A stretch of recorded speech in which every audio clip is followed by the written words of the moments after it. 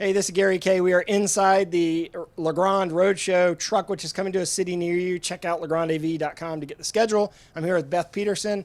And as everyone knows, Legrand purchased Da-Lite many years ago, and Da-Lite's got something kind of cool that's new. Yeah, they have this new SightLine product, which is, everyone knows about the black drop. Yep. And so the Wireline product has been hugely successful because it removes the black drop. And so the SightLine product is now available for those smaller screen sizes. Yeah, so it's just a wire just hanging here. And check this out. Yeah, so just, you can mount anything above this screen now. Maybe a camera above it.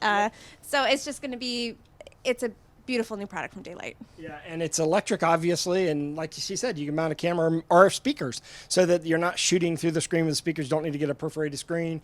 And it's also in the trailer, we're featuring the RS-232 motor, the new agility motor from Da-Lite. So you'll have to come in and check out that when you visit the roadshow too.